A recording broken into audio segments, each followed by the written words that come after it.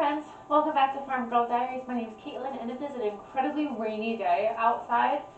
I'm actually impressed. It's been heavily raining all morning. Normally we have I feel like normally when it rains heavily and then it kind of ceases and it pauses or at least lightens and then it rains heavily again and maybe it lightens and it has just been steadily heavily raining all morning. So today is kind of a wash.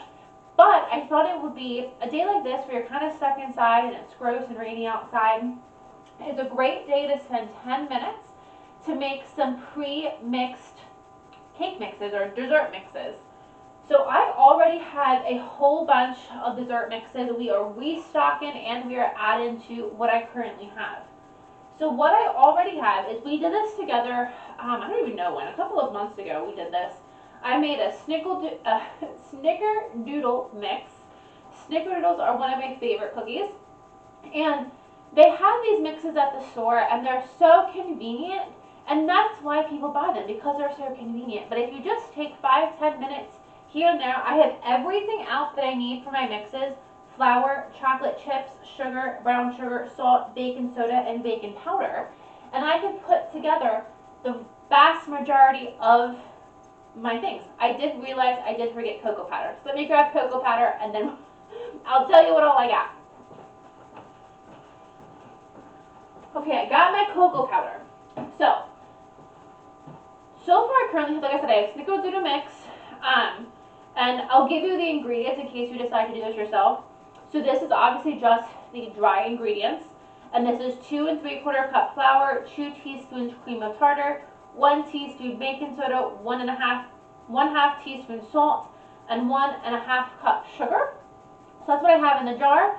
And then when I go to make this, I will add 1 cup softened butter, 2 eggs, and a teaspoon of vanilla. So I will have ready-made snickerdoodles ready to go. Super easy, super easy.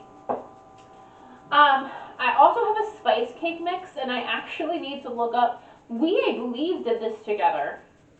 I believe. But I don't have my sticker on. I'll show you my stickers in a second. I don't have my sticker on here, so I don't actually know what this is. So I need to figure out what ingredients are in here. But I know I've been keeping them in a bag because I just haven't made the jars yet. But I know to this I have to add 1/2 cup of milk, 2 eggs, a teaspoon of vanilla, and 1/2 cup of butter at room temperature. So when you're making your mixes, I like to put them in jars just because I think they're prettier. But you can absolutely put them in Ziploc bags and write what you need to add onto them, directly onto the bag. And these are honestly probably a lot easier to store than my big old mason jars.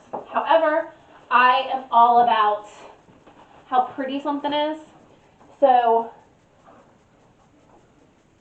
I've made stickers for the front of mine. Kind of has a glare. See where I can get you. I've made stickers for mine. So it has obviously the name on the front.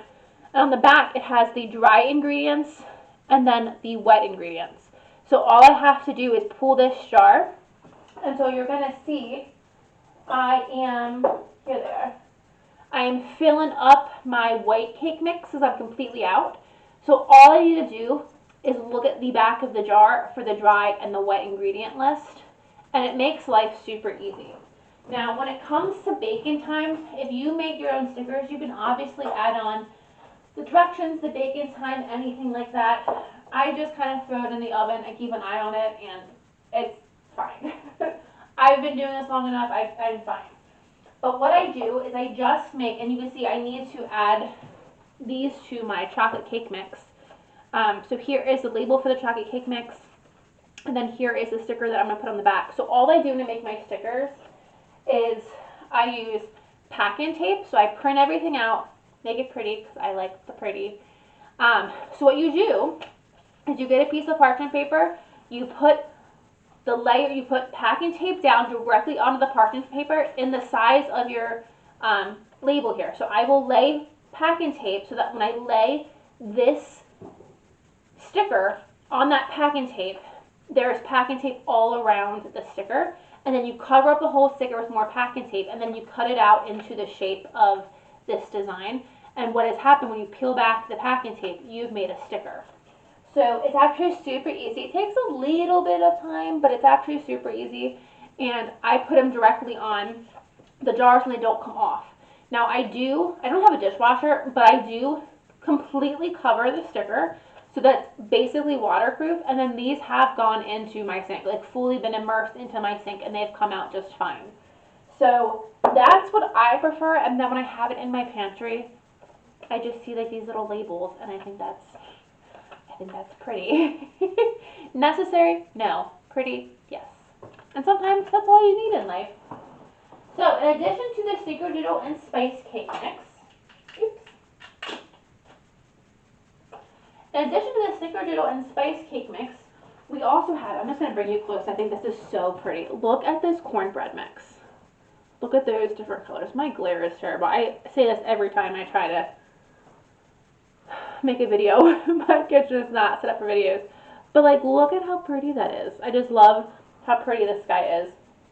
So in addition to cornbread, a couple of months ago, we also made together a baked oatmeal in a jar. And this one I'm so excited about because this one is going to make breakfasts so simple. All I need to do is add my wet ingredients and my fruit, and we have a baked oatmeal ready to go. So there's my cute little label, and here's my ingredient list on the back. So in here, I have 3 cups of oats, a cup of brown sugar, 2 teaspoons cinnamon, 2 teaspoons baking powder, and 1 teaspoon salt. When I go to make this, I'm just going to dump this one into a bowl with 2 eggs, a cup of milk, half a cup of melted butter, 2 tablespoons of vanilla, and then however I want to flavor it. I normally grab a jar of my peaches or grab a jar of my apples and toss one of those in here. Now with fresh fruit coming into season, we can add that in here. So this just makes life, again, it's just, your own pre-mixed mixes just make life super, super easy. The last one I have on the shelf is my chocolate cake mix. This is my last one, and I'm not going to do him right now because I have one. How I do this is I have 2 jars of every mix. So I have 2 jars of chocolate cake mix, 2 jars of snickerdoodle, 2 jars of baked oatmeal, etc. So when I use both jars, that's when I refill it. So right now, both of my white cake mixes are empty. So that's why I decided to do today, just because I know I got to get these guys refilled and put them on the shelf. You don't need to do a ton, especially if you're not baking every single day. You don't need to have 15 boxes or 15 jars on the shelf. I like to do 2. That way I make one, and then in case I don't get one made right away, like these have been empty for probably about a month, month and a half. In case I don't get that refilled right away, I have a backup that I can use. So how I do is I leave one empty, I use one, and then fill them back up at the same time. So that's already a pretty good list of jarred mixes, but we're adding some new stuff today. So in addition to filling up my white cake mix, we're going to be doing a homemade brownie mix, which I've never done before. Found a recipe online we're going to be trying. I forgot another ingredient. Let me go grab another ingredient. Got my espresso. So to our brownie mix, we're going to be adding a little bit of espresso, and that's just going to kick our brownie mix over the top. And then we're also going to be mixing up a batch of sourdough discard chocolate chip cookies. These are my favorite chocolate chip cookies. They use sourdough discard, which I think gives them more body than traditional cookies. They don't get like fluffy by any means. I actually messed them up and I've had a couple get fluffy, but traditionally they don't get fluffy. And I also use brown butter. So I think all these flavors together make for the world's best chocolate chip cookies. These are the recipes this is the recipe that I'm using hands down. So obviously, because they're sourdough discard brown butter cookies, you can't put that in a jar. However, I can put the dry ingredients, and that just makes it so much easier when I want to make these cookies. I don't have to measure. I've already done the measuring for the dried stuff. So now I think we have all the ingredients that we need to get started, and we're just going to knock this out and super quickly. So we're going to start with our white cake mix first. And our ingredients, I'm going to do 2 jars at a time. Our ingredients call for 1 3/4 cup flour. So let's get that in. I am using my Cannon funnel just because it's going to make life easier. Rather than try to get it directly into the hole, I'm going to just use the Cannon funnel. So 1 3/4 cup of flour in each jar.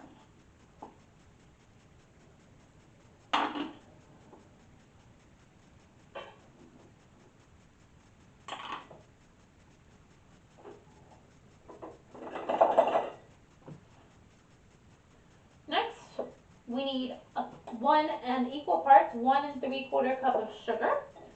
So I'm going to do that again in sugar.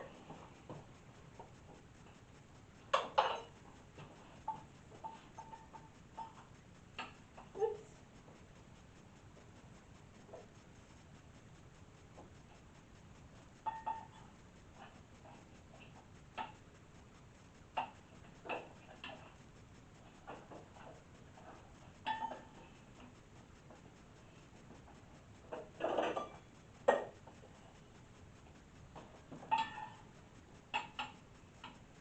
I'm going to need to fill up my sugar before we keep going.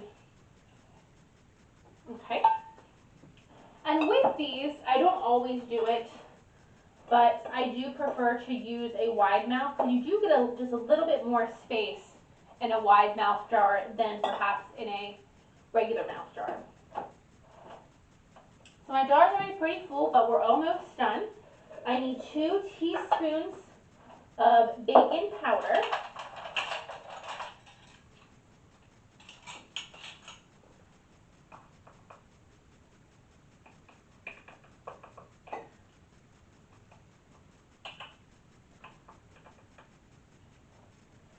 And 1 teaspoon salt. And then that is it for the dry ingredients. And then my wet ingredients are 2/3 cup of oil, 1/4 cup of milk, 3 eggs, and 1 tablespoon of vanilla. So I'm going to get some used lids to put on the top of these jars. And how I like to do this is, obviously now you can bake it muffin form, cake form, probably 375, and then depending on how you're baking it, just watch it. Muffins probably 20 to 25 minutes, cake 30 to 40 minutes. But how I like to use my white cake mixes especially is I love to add my fruit to them. So I think 2 years ago, I did a whole bunch of canned blueberries. I love to add my canned blueberries into this and make a delicious like butt cake. You can add fruit in here. I've used this, the last time I made this, I used it as a dump cake with my canned peaches, kind of make like a take on a peach cobbler. So I just love using this, not necessarily as like a traditional cake, but add in some other ingredients into it to just make it something extra fancy.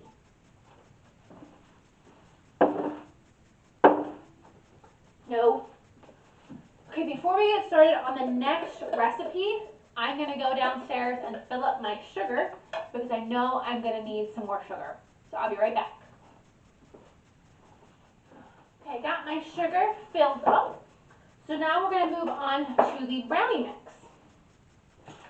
And I have not tested this brownie mix yet, but it had good reviews, so I'm excited for it. So we're going to start,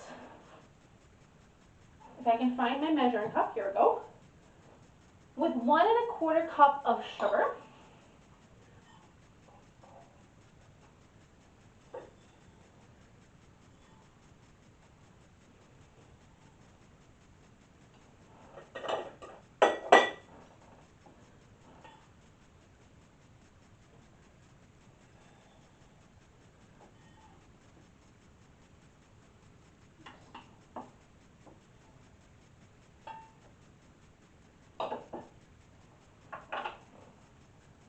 Two-thirds a cup of flour. Now this isn't a lot of flour for a brownie mix because you don't really want your brownies to be very floury.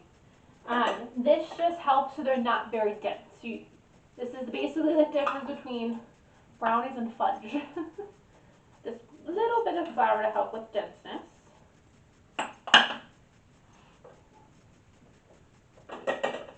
Half a cup of cocoa, your cocoa powder.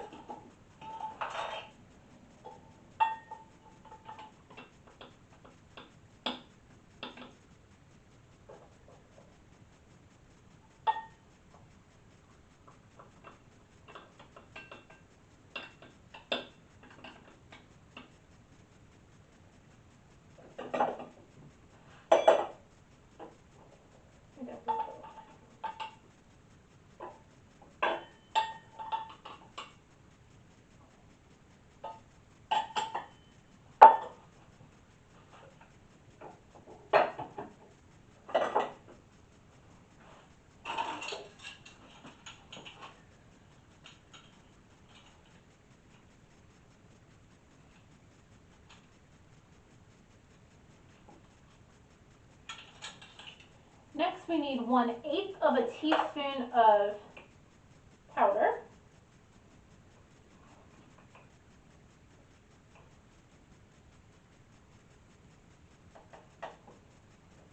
A half of a teaspoon of salt.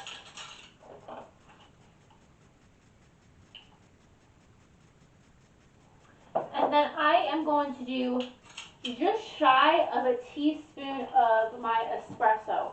Espresso just brings out the chocolate flavor, or coffee for that matter. Brings out the coffee. Ugh. It brings out the chocolate flavor even more. So if you have ground coffee, I always have ground espresso. We're going to add that in there. And then we're going to add in, because you need chocolate chips when you make brownies, we're just going to top it with some chocolate chips. Now, I knew I was going to empty that jar, so I have another bag here.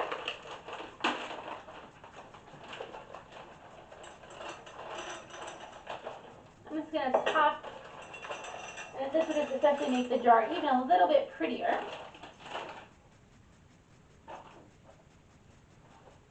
And then this is our brownie mix. And we have our chocolate chips on top. I think that looks pretty. So when we go, oh, I didn't write the whole directions down. Let me find my phone. I only wrote the dry ingredients. So when we go to make these, we are going to add 8 tablespoons of salted butter, melted 2 large eggs, and a teaspoon of vanilla.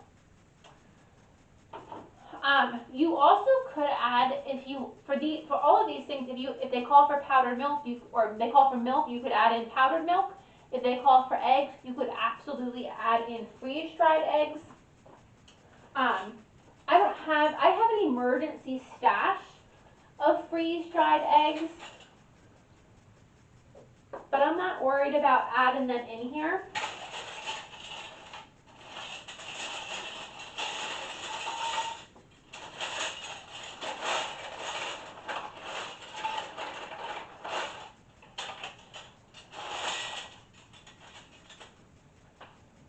If you have a lot of chickens and so you're freeze drying your eggs just to kind of keep your eggs from going bad because you're inundated with eggs, this is a great way to use them. Throw them in these mixes, and then that's, again, another thing that you don't have to worry about adding when you go to make these. Now, for these, I lost my phone again. For these, when you go to bake them, preheat oven to 350 and bake for 25 to 30 minutes in an 8x9 or 23 to 25 in a 9x9.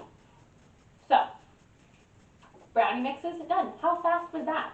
You cannot buy these cheaper or faster than what we're making them. And we know exactly what is in these ingredients. And they're just going to make us feel so much better because we know what's in them, number one. Number two, we can say that we've made all of these from scratch. So when people compliment, we can say, oh yeah, I made these from scratch. Oh, you mean you got a box mix? Oh, no, I measured the ingredients and I made them from scratch. Look at me. I should not be allowed to be on camera. It's slightly embarrassing. It allows the real me to come out, and I keep the real me like normally buttoned up because I don't think the public should have to know the real me. But when I'm by myself in my kitchen, you guys are lucky enough that you get to see the real me. And for that, I apologize. So last thing we're going to make is the chocolate chip cookies. And I just wanted to say, I wanted to say this in the beginning and I forgot. I have a lid somewhere. I am using quart jars, absolutely, but I also save, and I have my parents save all of the jars that they buy from the store, spaghetti sauce, pickles, anything like that, and I save all of those jars, and you could absolutely be reusing those jars. That's what this one is. I don't even know what this one used to be, but it's a reused jar that hopefully, this one is the right size, will work perfectly for these mixes. So another way to reuse what you already have and then save that money. I'm all about saving money.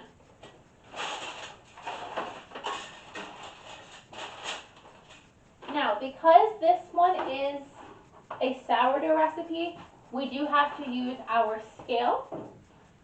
So I have my scale here, and I'm just gonna measure everything directly into my jar, but you could obviously put a bowl and then pour from a bowl.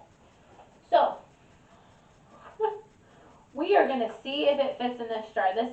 This may be a bagged one, just because this is a lot. This is a lot. So we'll see how we do. So to start with our sourdough discard chocolate chip brown butter cookies, I'm going to start with, where is my funnel?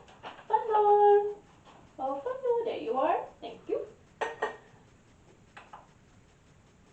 We're going to start 215 grams of flour. Okay. We're at 215 grams of flour. We want 5 grams of salt. And my scale, there we go, is actually really bad at measuring salt, but I think it's actually gotten better. Now this one doesn't measure it. 1/4 teaspoon baking soda.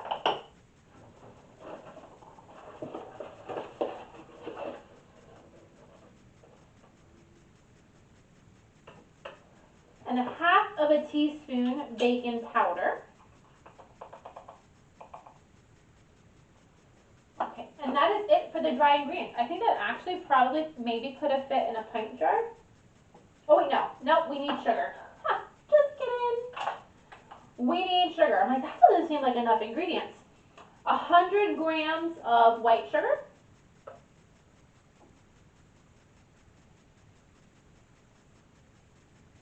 And then 100 grams of brown sugar.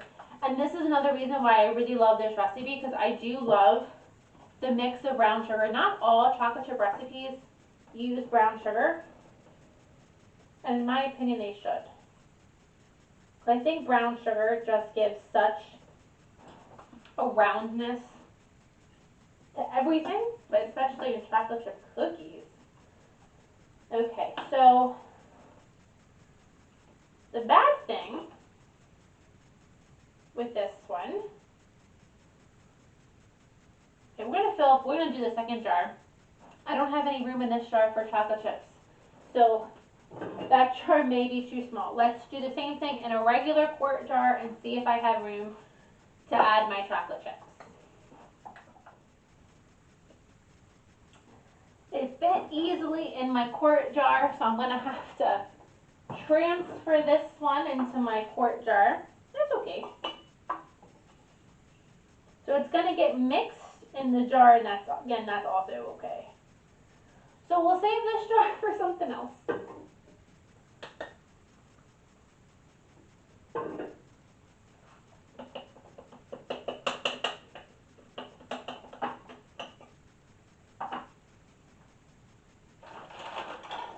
And then the last thing is we're going to add our chocolate chips.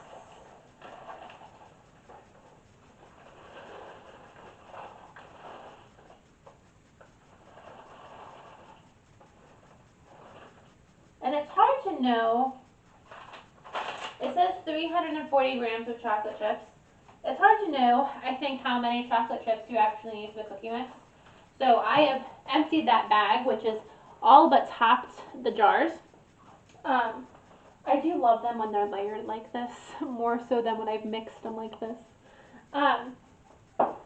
But you can always add more chocolate chips when you mix it up and you determine, hey, I don't have enough chocolate chips. Let's add some more.